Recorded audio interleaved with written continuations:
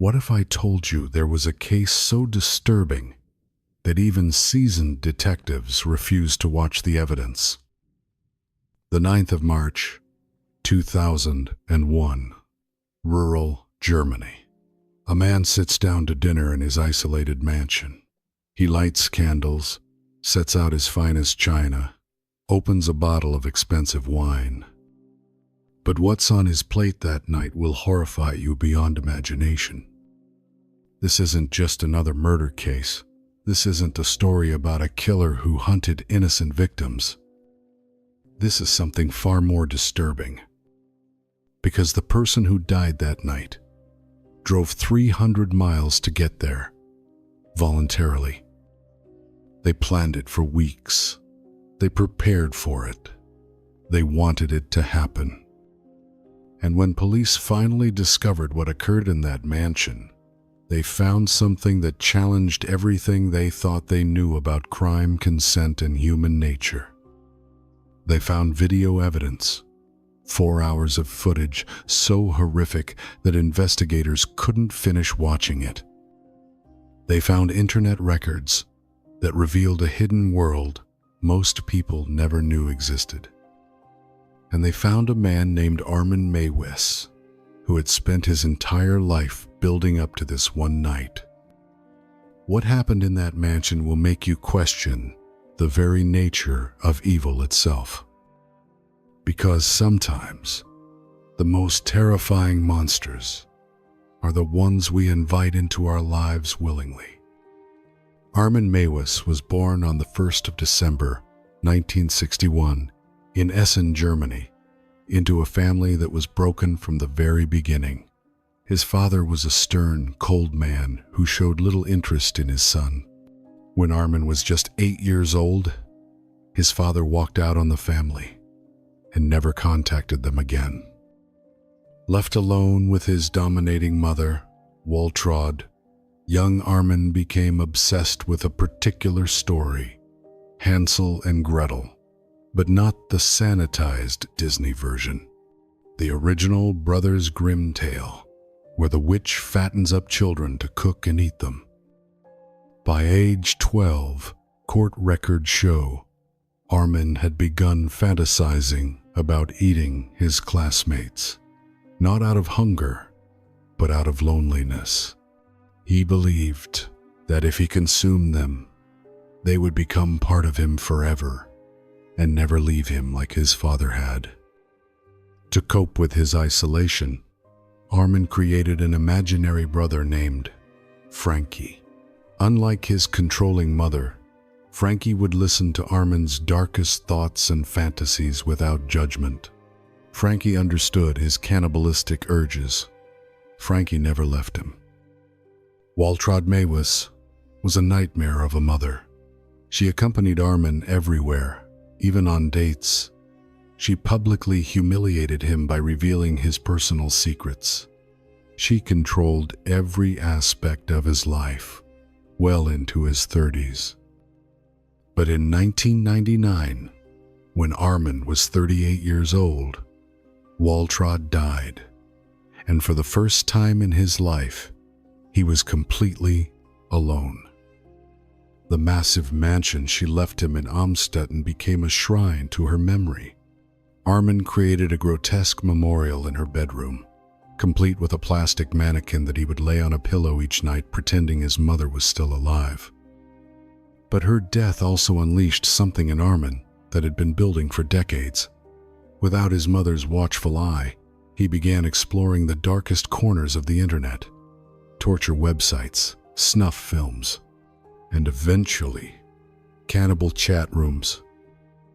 What he discovered was a hidden community of people who shared his forbidden fantasies, men who dreamed of being eaten, others who fantasized about consuming human flesh.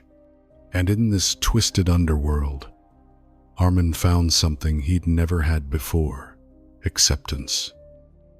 Using various aliases including Frankie and Antrophagus, Meiwes began corresponding with dozens of men who claimed they wanted to be killed and eaten. Most were just role-playing, acting out fantasies they would never pursue in real life. But Armin wasn't role-playing. He was shopping for victims. In 2000, he posted the advertisement that would change everything. "I am looking for a young, well-built man aged 18 to 30 to slaughter." The response was overwhelming. Hundreds of men contacted him. Some backed out when they realized he was serious. Others came to his house for auditions, but lost their nerve at the last moment. One man, Jose Borg, actually laid down on Meiwes' preparation table before suddenly feeling ill and asking to leave. Meiwes let him go without resistance. But on the 14th of February, 2001, Valentine's Day, Armin received a message that would finally fulfill his childhood fantasies. The sender called himself Cato 99 Reals.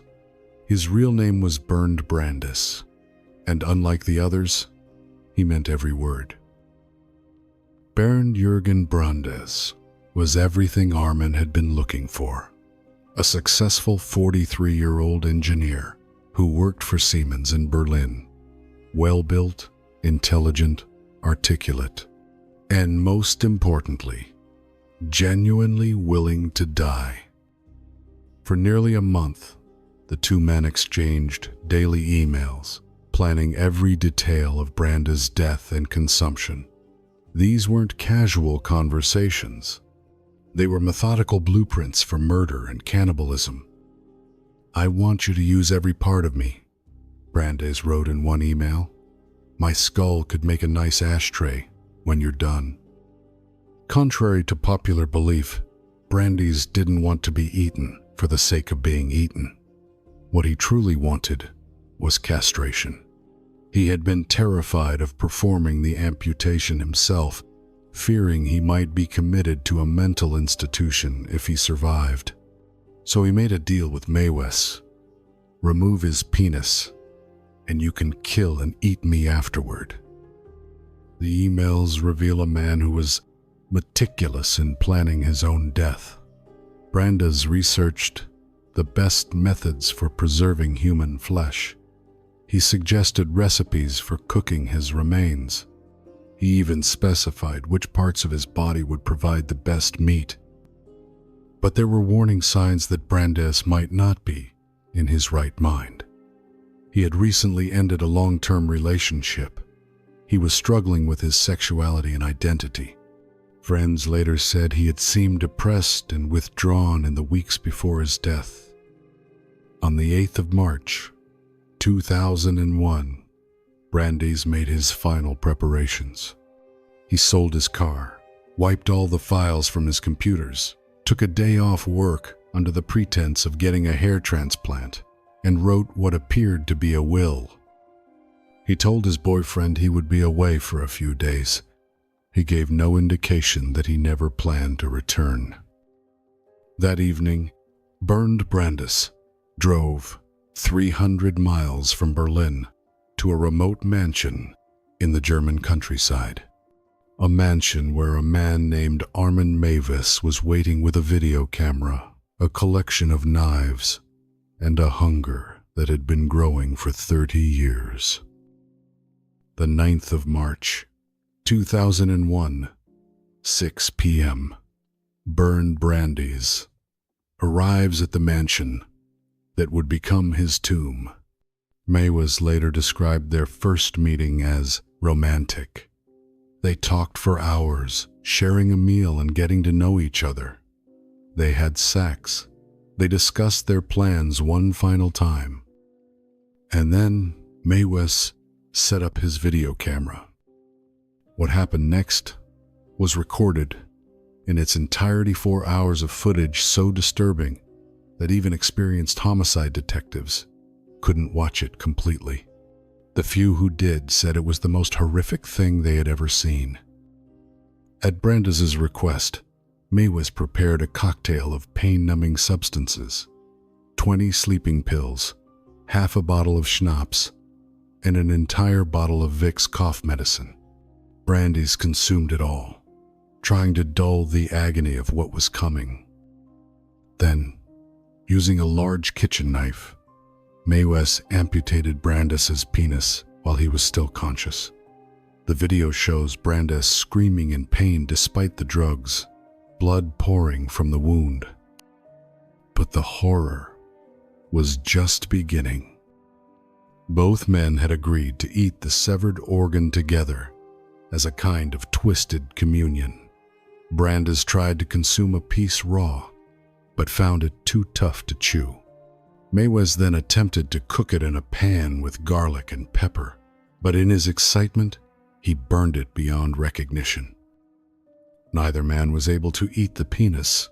In frustration, Meiwes later fed the charred remains to his dog.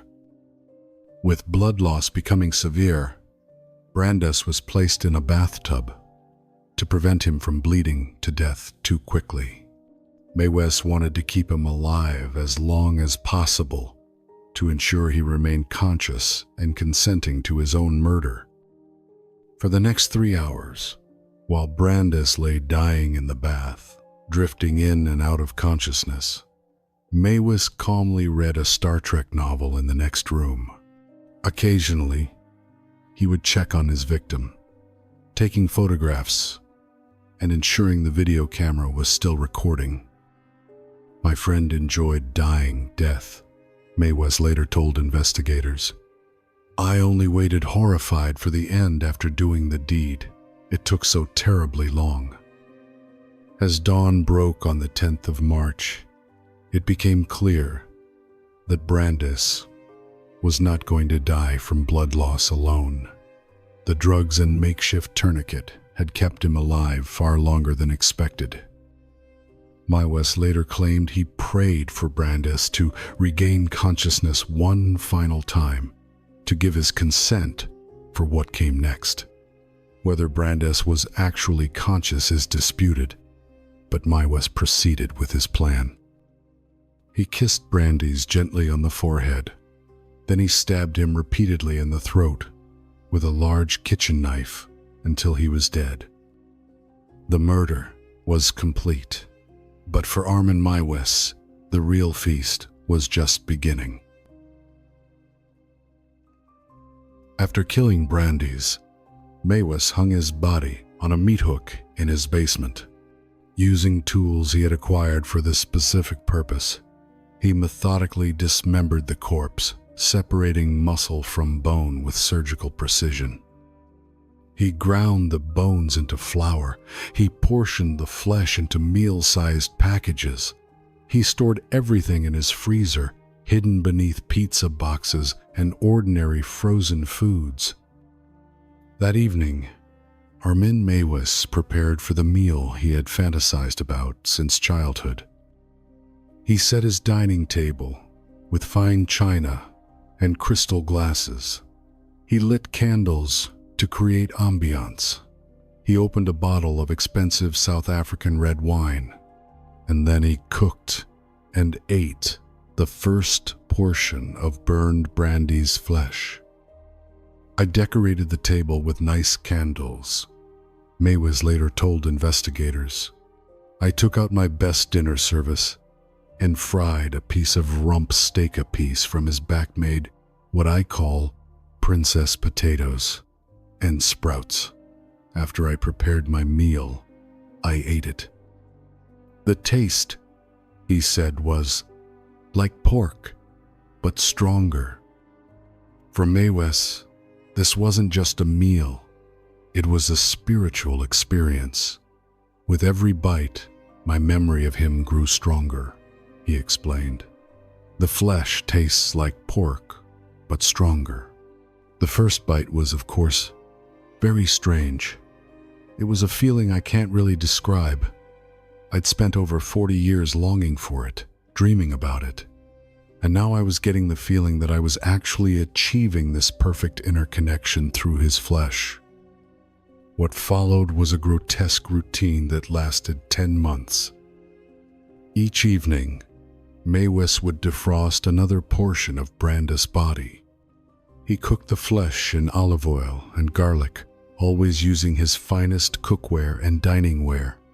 He treated each meal as a sacred ritual, a way of keeping his friend with him forever. Neighbors had no idea what was happening in the mansion. To them, Meiwes seemed like the perfect neighbor. He mowed their lawns, repaired their cars, even invited them over for dinner parties, though thankfully, he never served them human flesh. Over those 10 months, Meiwes consumed 44 pounds of Bernd Brandes' body. He buried the inedible part skull, bones, internal organs in his garden. But by November 2002, his supply was running dangerously low, and Armin Meiwes was getting hungry again. With Brandes' remains nearly exhausted, Meiwes returned to the internet cannibal forums where he had found his first victim. But this time, he was bolder, more confident.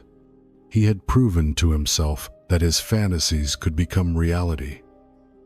In November 2002, he posted a new advertisement, looking for a young man to slaughter and eat. The response was immediate. Dozens of men contacted him, many having heard rumors about what had happened to the previous volunteer. Some were genuinely interested. Others were simply curious about whether the stories were true. Meiwes began corresponding with potential victims, using the same methodical approach that had worked with Brandes. He shared photographs of the prepared meals he had made from human flesh. He described the taste and texture in elaborate detail. He promised them the same spiritual connection he had experienced. But unlike his careful courtship of Brandes, Meiwes was now impatient, sloppy. He was no longer just fulfilling a lifelong fantasy. He was feeding an addiction. He sent graphic photos of Brandes' dismembered body to potential victims, trying to entice them with visual proof of his commitment. He bragged about his previous kill. He made promises about how he would prepare and consume their flesh. These messages would prove to be his downfall. One of Meiwes' correspondences was seen by an Austrian college student who was researching a paper on internet subcultures. Unlike the other forum users, this student was horrified by what he read. The detailed descriptions of murder and cannibalism, the photographs of human remains, the active solicitation for new victims. On the 10th of December, 2002, the student contacted German police. The next day, the 11th of December, investigators arrived at the mansion in Amstetten with a search warrant. Armin Meiwes answered the door with a smile. "I've been expecting you," he said calmly. And then he confessed to everything. When police searched Meiwes' mansion, they found evidence of the most horrific crime in German history.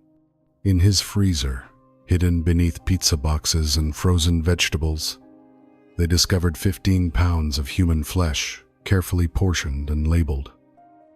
In his garden, they found Bernd Brandes' skull and bones buried like macabre seeds in the soil.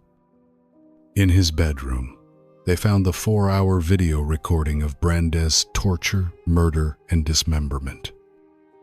And in his computer, they found thousands of emails and chat logs documenting his correspondence with cannibal fetishists around the world. Meiwes cooperated fully with the investigation. He seemed almost relieved to finally be caught, to be able to tell someone about what he had accomplished. He led investigators through his house, explaining how each room had been used in the murder and disposal process. He described his techniques for preserving human flesh. He even offered cooking tips. "I had the fantasy, and in the end, I fulfilled it," he told detectives during his confession. "I don't regret what I did, because it was consensual. Bernd wanted to be eaten, and I helped him achieve his desire. The investigation revealed the staggering scope of the online cannibal community.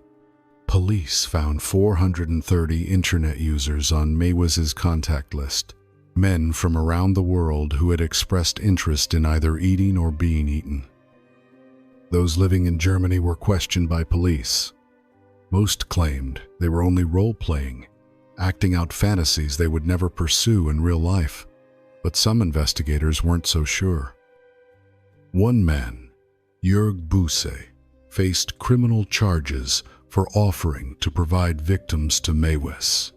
Another, Eugen A., was prosecuted for receiving photographs of Brandes' corpse. The case also prompted investigations into other unsolved disappearances. In 2007, German authorities asked Meiwes to assist in analyzing 2 suspected cannibal murders from 1998 and 2000, cases involving young boys who had been found horribly mutilated. But the most shocking discovery wasn't the evidence of Meiwes' crimes.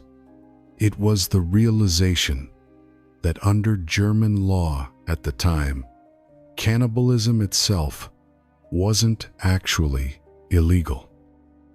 Prosecutors scrambled to find charges that would stick. They eventually settled on murder for sexual pleasure and disturbing the peace of the dead. The case would test the limits of consent, challenge fundamental assumptions about free will, and force society to confront questions it had never wanted to ask. Armin Meiwes' trial began on the 3rd of December, 2003, in Kassel, Germany. It was unlike anything the German legal system had ever handled. The prosecution argued that Meiwes had committed murder for sexual gratification, using Brandes' psychological instability and drug-impaired state to manipulate him into consenting to his own death. The defense maintained that Brandes was a willing participant who had repeatedly confirmed his desire to be killed and eaten. They argued that this was assisted suicide, not murder. Central to the case was the gruesome 4-hour video recording. 19 minutes of the most crucial footage were shown to the court, but only after reporters and the public were removed from the courtroom. Even experienced judges and attorneys struggled to watch the evidence. Meiwes himself appeared calm and articulate throughout the proceedings. Dressed in a smart jacket and tie, he answered questions politely and showed no signs of remorse. When asked about his actions, he maintained that he had simply fulfilled his friend's dying wish. "My friend enjoyed dying. Death," he testified. "I only waited horrified for the end after doing the deed. It took so terribly long." Psychiatric evaluations revealed that Meiwes suffered from schizoid personality disorder, but was deemed mentally fit to stand trial. Dr. Heinrich Wilmer, the court-appointed psychiatrist, described him as having emotional problems, but said he understood the difference between right and wrong. The case attracted massive international media attention. Reporters from around the world descended on Kassel to cover what became known as the Cannibal trial. The story dominated headlines for months, sparking debates about consent, mental illness, and the nature of evil itself. On the 30th of January, 2004, the court reached its verdict. Guilty of manslaughter, sentenced to 8.5 years in prison. The relatively lenient sentence reflected the court's belief that Brandes had indeed consented to his own death. Judge Volker Mütze explained that while Meiwes' actions were abhorrent to any normal human, the consensual nature of the crime distinguished it from typical murder. But prosecutors weren't satisfied.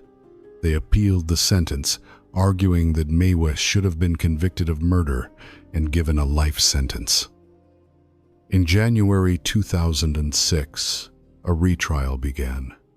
This time, prosecutors argued that Meiwes had killed Brandes primarily to satisfy his own sexual desires, not to fulfill Brandes' death wish. They emphasized that Brandes had been heavily intoxicated and psychologically impaired at the time of his death, calling into question his ability to consent. On May 10, 2006, the court reached a different verdict: guilty of murder, sentenced to life imprisonment. Armin Meiwes would never taste human flesh again. Since his imprisonment, Armin Meiwes has become one of Germany's most notorious inmates. But his behavior behind bars has been surprisingly mundane. He became a vegetarian, claiming that his desire for human flesh had been satisfied by his consumption of brandies. He works in the prison library, helps fellow inmates with their legal paperwork, and has joined a prisoners group that advocates for Green Party politics.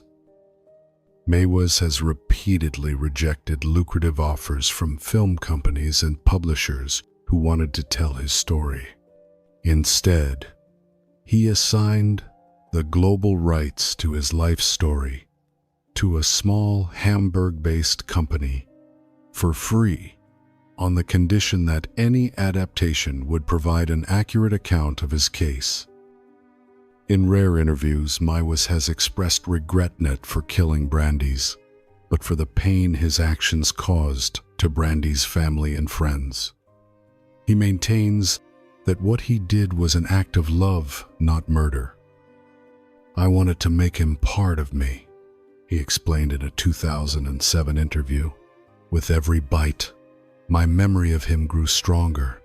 It was the most intimate connection two people could share." Psychiatrists who have evaluated Meiwes in prison warn that he could reoffend if released. Dr. Wilmer noted that Meiwes still had fantasies about devouring the flesh of young people and showed no genuine remorse for his actions. The case has had lasting impacts beyond Meiwes himself. Germany and several other European countries strengthened their laws regarding cannibalism and assisted suicide.